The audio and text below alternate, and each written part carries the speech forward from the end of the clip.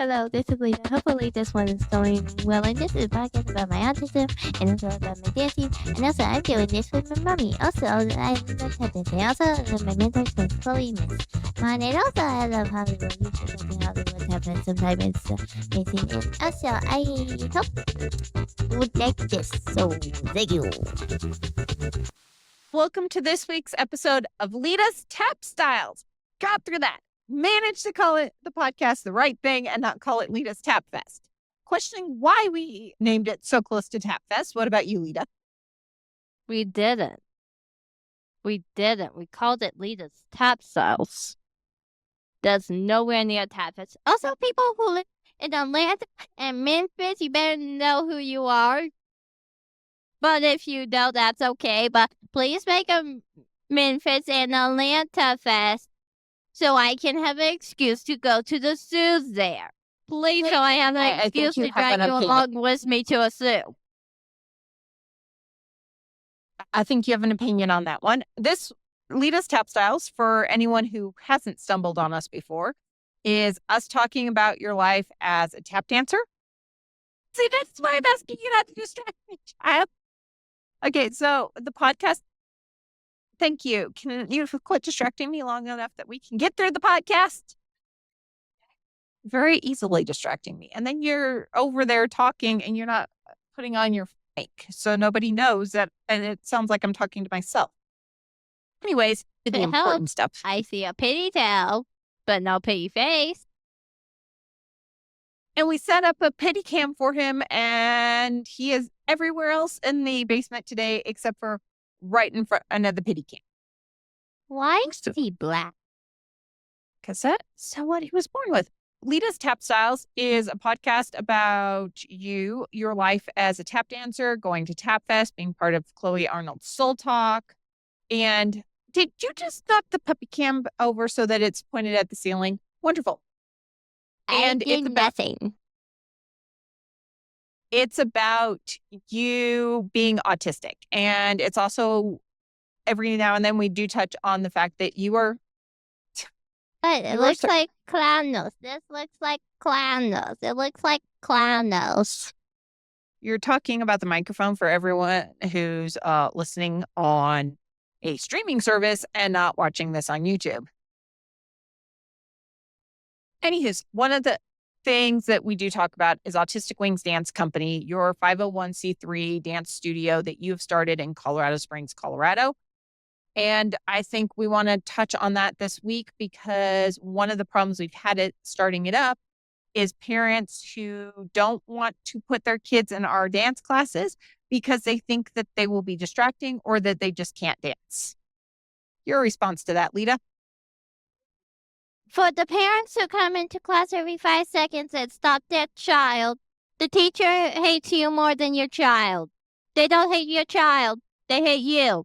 Because you disrupt the class every 5 seconds when your child moves an arm that the teacher asked them to move.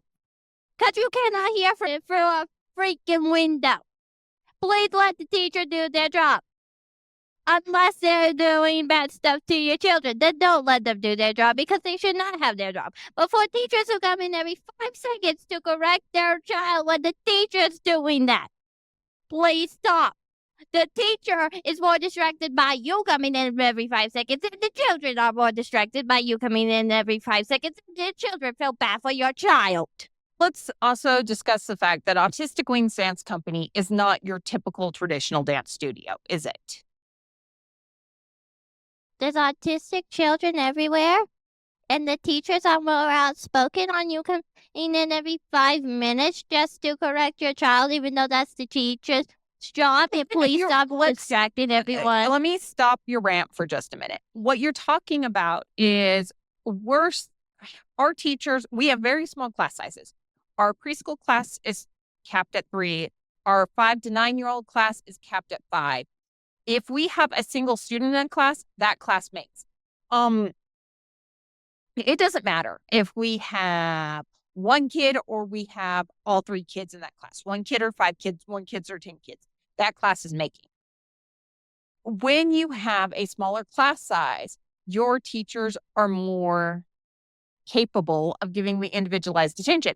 Plus, we have the the individual dancer educational plan, and we still haven't come up with a good name for that. Our version of a dance IEP.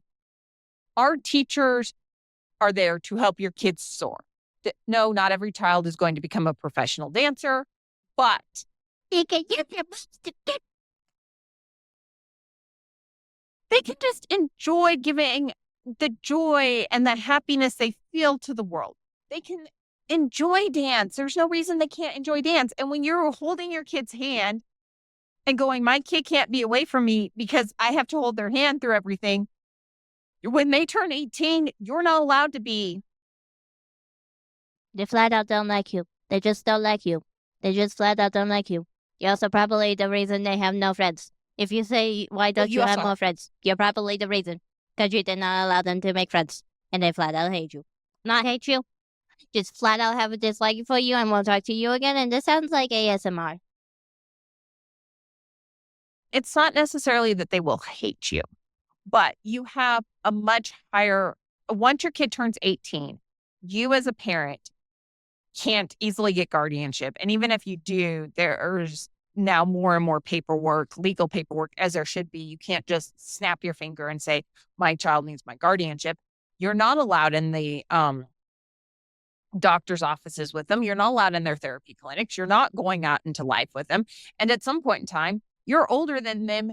They're going to have to live without you. You are their parent. You're the one who loves them the most. You're the one who knows them the most. It's your job to give them the skills to progress in life. Correct, Leta? Yes. Also, this really sounds like ASMR. And Also, sometime you're going to die.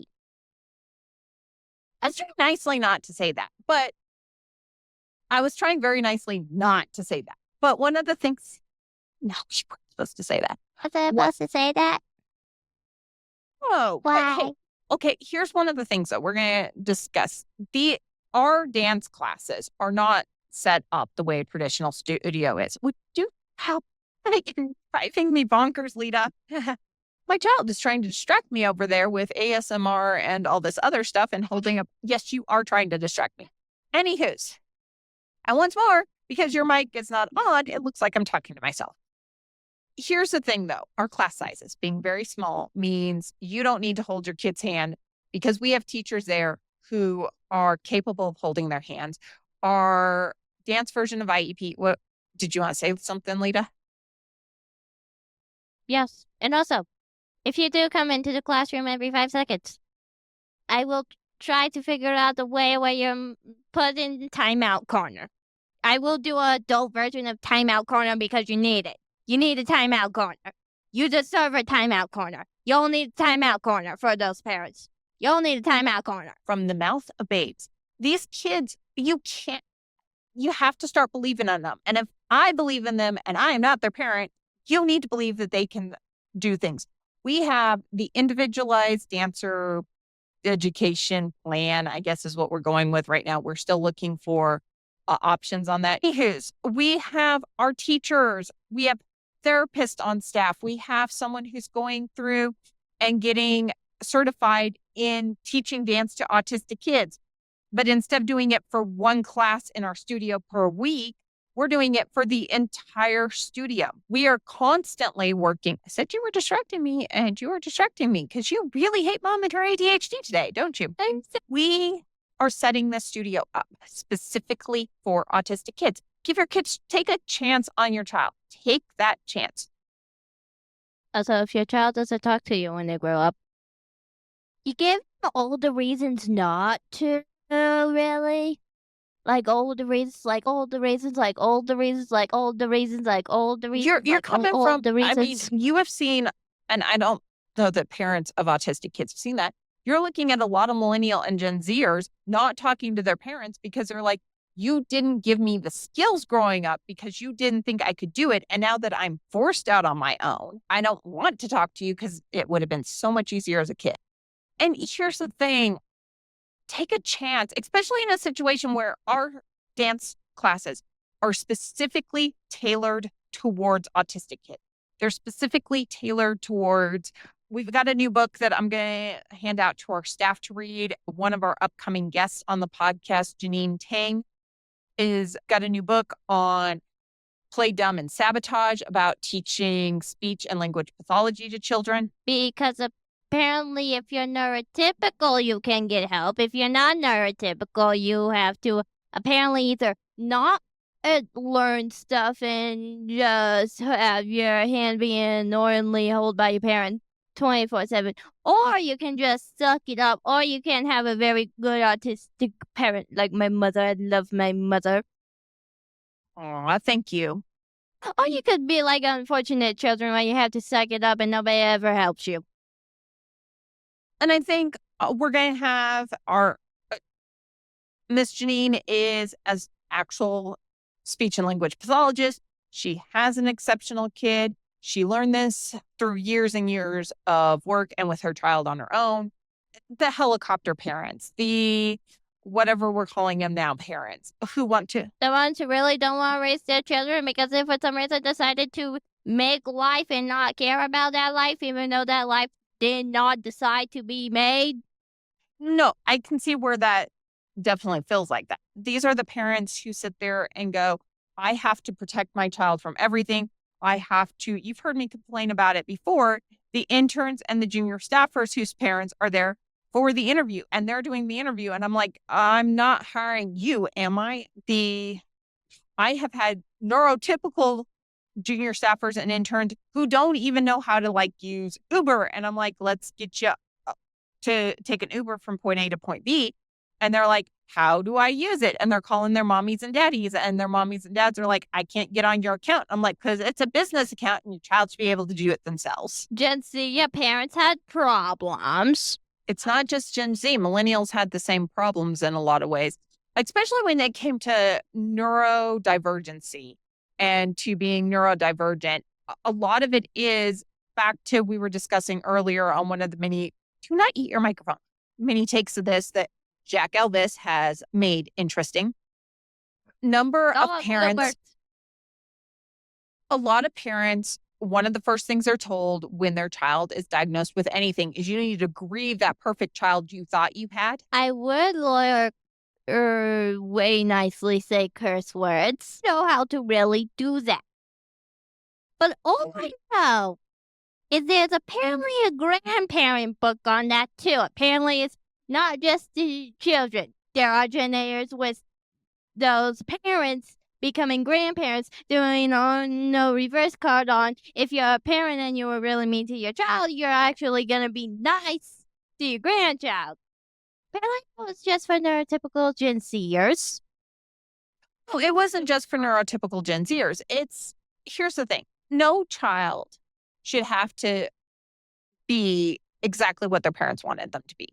Did I ever expect you to have to become an advocate for autism acceptance in the dance community? No. If you had asked me when you were born, I was just hoping that you would be happy. I was not expecting to spend our lives at Tap Studios. I wasn't expecting you to found a 501c3 at 12.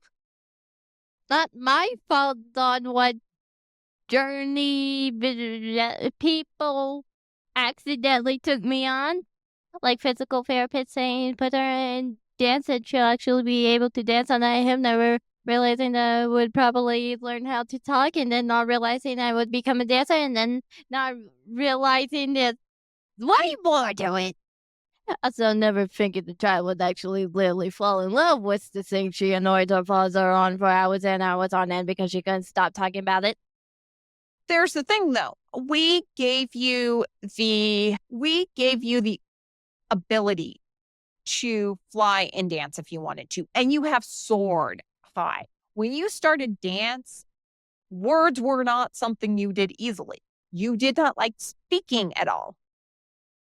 You still are very shy. You still have some social anxiety issues. Those aren't necessarily going away, but you can actually talk. Like, people do not believe me that you were diagnosed as nonverbal as a child. Some people can't believe I talk, mostly because I don't want to talk to them, mostly because I don't like them, or No, just because I ignoring that don't want to part. talk to them.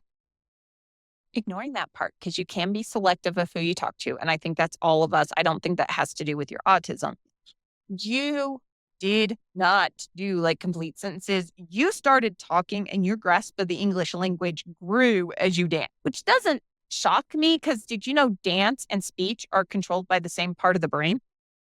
I'm getting a shocked look. Yeah, no, the same part of your brain that controls speech is the same part of your brain that controls dance. I'm not kidding. The same very logical side of your brain that controls speech is the same very logical side of your brain that controls your ability to dance. If I left you speechless, I think I've left her speechless. I'm hesitant to say any kid can't come in our studio and can't see improvements even in their speech and language pathology areas of their treatment because we know dance therapy is being used in these clinics. Let's bring it into the dance studio. Let's give you actual dance lessons. Let's give you combo classes. Let's give you ballet. Let's give you pre-tap for the preschoolers. Let's give you pre-hip hop. Let's give you all these very cool and exciting things you can do with dance. And let's see what it does with your ability to speak and understand the English language. Correct, Leta? Have short-circuited your brain? Is that what's going on? It is a podcast. You do have to talk. I have short-circuited the Leta brain. No, so when these parents are coming to me and going, my kid is nonverbal, I don't think they'll do well in the dance studio. I didn't talk until I was 6. If your child is under the age of 6, I don't think it really matters. I didn't talk until I was 6. Also, apparently I sounded like a broken radio at 8. So I don't think it really matters. Because apparently I didn't talk until I was 6, and apparently I sounded like a broken radio, and they didn't apparently have the conversations about science I had with my parents was in my head. No, like your dad and I could understand you better than anyone else. You were starting to use more grunts and stuff, but your dad and I could understand you. So we could have a lot of these conversations. Elsewhere, people were not as understanding of you. But especially our preschool and our younger classes and our level 3 classes for the older kids, they're set up to include a lot of language, like colors and shapes and body parts. Aren't they, Leta? Yeah.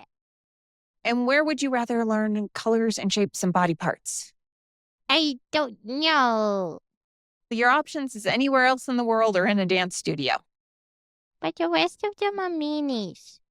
Plus, one of them tried to make me read across a 6-inch table while putting her arm behind the chair and then putting the book so high my little eyes can't see it, and the little prints was so little because it was only like an inch printed words. I know and which I could dance. barely see them. That was not a dance studio. That was actually a speech and language pathology studio trying to work on your dyslexia by forcing you to read, which does not Where I work. could not see the words. Apparently, I had to stay in the chair while she stretched her arm as far as she can across the 6-inch table in the sky where I could barely see the pictures because I was tiny as freaking can get at 6'7". Freaking get. I know. You've had some bad therapy experiences, and I know every autistic kid has bad therapy experiences. You've had bad dance experiences. That's why we're creating this studio. We have talked to people who their kids are traumatized to come back into dance studios because of how they've been treated, even in the autistic dance classes, by people who I think really do care. They just, hold on, Leta, not the way you're thinking. I think a lot of people really do care and they do want to give back. They just don't know enough about the issue. They aren't. You and I live this experience. To us, it's shocking that nobody knows about autism. I was going to say, it's like those 70s, 60s hippies who think they know stuff about nature. They do not know stuff about nature because they try to force animals that eat meat and nothing else to eat a salad. I mean, you want to freaking starve the brain to death. I was going to say it's like that. You mean the vegan cats and vegan dogs? Yeah, I feel bad for the cats and dogs. Can somebody please help these cats and dogs? Like, seriously. Yeah, no, I'm not disagreeing. Both, this is not good for their diets. Somebody please. I think you're right on the way you're doing this. I think a lot of these studios that offer this, they're like, oh, I think I know enough, or oh, I can do this. You and I are bringing in the autism community. We have not just the kids, but we're bringing in therapists, we're bringing in providers, we're bringing in doctors, and we're going, here's what's going on in the dance world. How can we fix this for our autistic dancers? Which I think in the long run is going to give us a different program than you're going to see at dance studios where it's neurotypical people trying to figure this out. I think when I'm talking to parents about the dance IEP version, whatever we wind up calling it, and I'll link to that episode down below where we just announce it, I'm talking to even professors who are like, oh my God, this is an amazing step forward. This isn't something your normal dance studio is equipped to handle, one, and they don't know. Anywho, I think the ideas that we have cannot be implemented in a traditional studio, because if you implement them in a traditional studio, your traditional dancers are going to be lost at sea. But most traditional studios are for profit, and you have to make a profit in order to, you're going through your patches for your jacket. That will be a future episode. We are doing something new and unique. And I think parents need to give not just us a chance, ignore giving us a chance. They need to give their child a chance to thrive in this. If your child doesn't talk to you in the group, don't ask why. You should know why. Don't ask why. Just don't. You should know why. If you don't know why, are you okay in the head? I don't think your child's the one wrong in the head. I think you're the one wrong in the head. I know you're trying to advocate for the dancers that we're going to have, but let's try and give these parents some sympathy, because I understand where they're coming from. You want to make sure your child has the best, and you know that you're the person who knows everything about your child. And sometimes you just want to protect them from everything, but you can't. And do you want that to happen when you're not there to protect them? Or do you want it to happen in a community like this where it is built for and they're surrounded by autistic kids? And you as a parent will have a community of not just parents of autistic kids, but you're going to have parents like me and other parents who are autistic themselves who can tell you some of this stuff. Also, when these parents give me and you sympathy, I will give them sympathy. When they give me actual, okay, you're a human being, then I will be like that. No, and let's expand on that a little bit. When they are holding their kids' hands, when they're making it like their kids are not fully human beings by not allowing them to do stuff on their own, it does make people like you and me think that they don't respect people in the autistic community. No, I was just thinking when you actively walk up to me and diss me and my mother, I know lost who you're talking respect for you. I think parents need to give their child a chance to thrive in a dance program that is built from the ground up for them.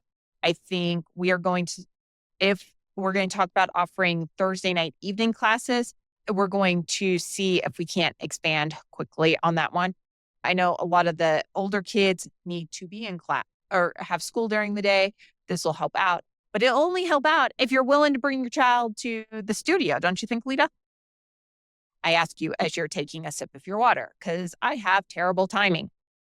As someone who's autistic and as an autistic parent myself, you've got to let your kid start flying. You have to build what you want your kid to have. You have to give them that support, that structure that you want them to have. You're playing with your microphone and trying to make yourself like, I look like a pirate. This is why podcasting with you is so much fun. Because, yeah, you are playing with me. They're chewing. It's okay. Where was I? Oh, yes. You cannot hold your child's hand throughout the rest of their life. You cannot take these years back where they're learning whether or not you think that they can do it, whether or not you think they're worth it, whether or not they are ever going to get your acceptance your love, and your praise, and your respect, and your admiration. That is taught when they're little. Because if you're not careful, they're going to turn 18, 19, 20. They're going to go out into a world that's not made for them with no skills.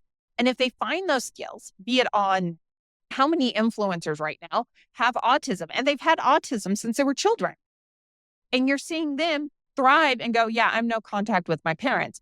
Because at some point in time, you got to give up. You give up because it's easier on you to continue thriving without. Or let's say you are level 3 and your parents gave you no skills, and then suddenly you're 18. All those services disappear. We really gotta fix that. Like, really gotta fix that. We really. Who decided that? Probably a dumb, not smart scientist or ableist. No, it wasn't ableist. Those decisions were made in 1960 or 1976, 1978, as there were decisions to bring in a lot of the support services that were private, bring them into the schools so that they were more open to everyone. But once you brought everything into the schools, kids age out of high school, and then services stop when the kids age out. Yeah, can we fix this? Also, can we actually think give so. it to the children who need it? Because it seems like right now we're giving it to the children who don't need it. Because, well, Ignoring that teachers part, have yeah. problems. Some Ignoring, of them. yeah, ignoring that. I think we can fix it. That's one of the things. Autistic Wings is looking to have adult classes because level 3, just getting out and doing stuff is always good. Where's the echo? Uh-oh, we lost Jack. Anywho's, I think we lost Jack because I think your phone is powering down, possibly. Let me go check on that. I'll try to fix that later. But new rule, we have to make sure your phone is hooked up. Jackie Poo has been lost due to the phone losing juice. This looks like a clown nose. You have to believe in your child, because no one else is going to believe in your child the way you do. And if you don't believe in them when they're young and they start taking off when they're older, they're not going to be the ones thinking you supported them. Because you didn't.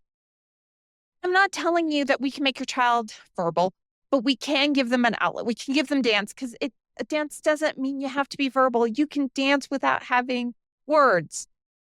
You can dance without words. You can dance. You don't have to be Misty Copeland. You don't have to be Tyler Peck. You don't have to be Chloe Arnold to dance. You do not have to be Michelle Dorrance or Star Dixon or Brill Barrett, or the list goes on. And I'm not saying I do not enjoy and love our friends, but dance is something everyone should be able to do. Dance is something that everyone should be able to love and to enjoy. And it shouldn't be just the neurotypical kids who are the best of the best who are allowed to dance. And if you're the reason you are holding your child back, if you're the reason that you don't want them to try dance class, if you're saying, my child, they're not going to disrupt our class. Trust me, we have small classes, and if need be, we'll bring in an assistant to work with your child in our very small classes. But we desperately, and this is not Autistic Wings, we as a society have to start thinking these kids are worth something. We have to believe, as parents, you have to give them that chance to fly. Our tagline is, our autism doesn't stop us from soaring on our wings for a reason. Quirks and all is not just something we have in our mission statement. We're going to accept your child, quirks and all. And I'm going to say this, and I'm going to sound like a terrible person. You need to accept your child, quirks and all, too. It's very cool. Yeah, you're supposed to stop me when I go on rants, though. That's like half the point. It's cool. But you agree with me, though, right? That the first person who is going to accept your child for who they are is you. And that includes you believing that they can soar higher. That you believe that you are going to give them every single building block that you can get them. And believing that there is nothing to fix in your child. Your child's not broken. Your child's not worthless. Your child is not unlovable. You don't not need to warn some child that you didn't have What you need to do is accept the child you do have. Because trust me, a neurotypical child is still going to have issues. A neurotypical child is never going to be who you wanted them to be. A neurotypical child is not going to be that perfect little fairy tale you thought they were going to be. Your job as a parent, and it will continue to be your job as a parent, whether they are 3 or 53, is to be there to support them, to be excited about their dreams, to give them every opportunity available. And there is no reason when something, and I know there are so many places out there that say, oh, we are, autistic friendly. We're autistic friendly. We're neurodivergent friendly. We're neurodiverse friendly. That they're not. We've seen that through both of our lives. But this place is. We don't care if they disrupt. We're going to train them. Your child's individual dancer plan may be that this season, all we want them to do is not run off in the middle of dance class. That may be what we're working towards this season. It may not be that they can play. It may be that they actually stay involved in the class for 5 minutes, 10 minutes, 20 minutes, the whole 30-minute class. It's not going to be something that we're upset about. If your child is running off, we'll have people there, assistants there to make sure they're not. You don't need to hold their hand the entire time. Because guess what? You're not going to be there to hold their hand when they get older. If your child never takes the stage under the bright lights of Broadway or under any other lights, if their name is not on the marquee, but they fell in love with dance and they absolutely enjoyed giving of their joy and their spirit, then I think it's a win. What about you, Leta? Trust your child. Give them a chance. Give them a chance to come see if they like dance. If they don't like dance, don't keep them in. But it needs to be that they don't like dance, not that you can't let go of their hand. It needs to be that you gave them every chance. I don't really have anything to say. But the only thing I do have to say is I have seen people who have done these things to their child, then grow older, and then their child grows up. And then if their child finds a significant other and has children, their child tries to reconnect with their parents to try to give their children a connection with their grandparent. And then their grandparent treats their children exactly like they treated their child, exactly telling them what they told their child, exactly doing what they did to their child. And then that grandchild has the exact same relationship that their parent had with their parents. This has been one of our longest podcasts, and I think it's because Mom went on a rant. Let's look at Oh, freaking rant. I understand where parents are coming from. I truly do.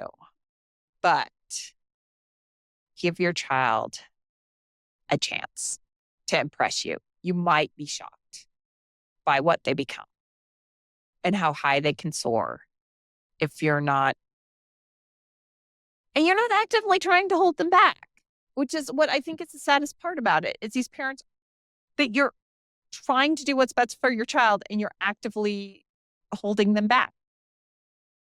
Now that I probably angered everyone off by my opinions on putting your child in dance. I've probably angered people too.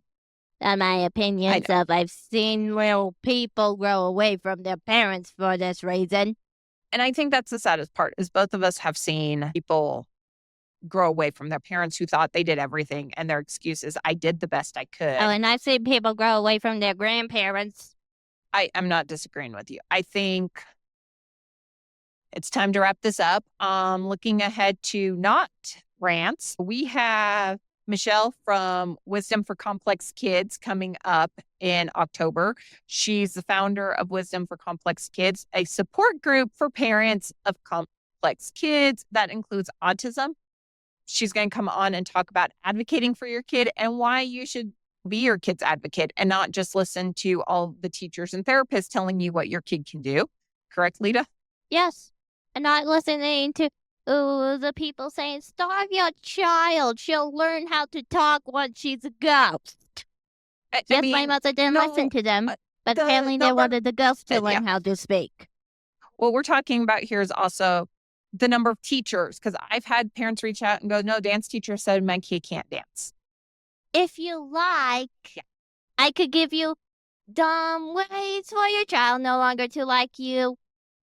But Miss Michelle's going to come on and talk about that. Then we're going to have Miss Janine, who wrote Play, Dumb, and Sabotage, come on to talk about teaching your kid vocabulary for neurodiverse kids and for how that can go into a dance studio. Because a lot of these, like I said, a lot of these autistic programs are not run by people who've read like all the papers and all the books and know all the educational material. And then we've got a website for the podcast finally, letatapstyles.com, link in the description below. If you are a dancer there and you want to guest on the podcast, I promise we're not always going off on parents. You can click the contact us. There's a link to guests on the program. There's also a link to have you and I come on as guests on other people's programs. Sometime later this fall, early winter, you and I are going to be on a happy little sensory corner as guests discussing how tap dancing has really helped you with your vocabulary, with your self-esteem, and really been a therapy for you and your autism, correct? You're like, I'm just holding my thumb up because I am out of words. I'm excited to see the guests coming on. We have Miss Leanne and Miss Courtney coming on to discuss. I know you're excited when Courtney comes on. You two have been friends for a while. And they're coming on to discuss stuff in the dance world. All that's coming up. You can find us on socials. You're at Leta Tap Styles on Instagram. The podcast is at Leta's Tap Styles on Facebook. And I think that's about it. What about you? Bye. Bye. See y'all later. Hello, thank you for watching the podcast, and please subscribe, and also look at the adorable papers. If you want to subscribe for it, and also please leave a like, and don't forget, if you subscribe to us, that you won't miss any of our new podcast stuff. And also, did you see the adorable papers? Don't you like it?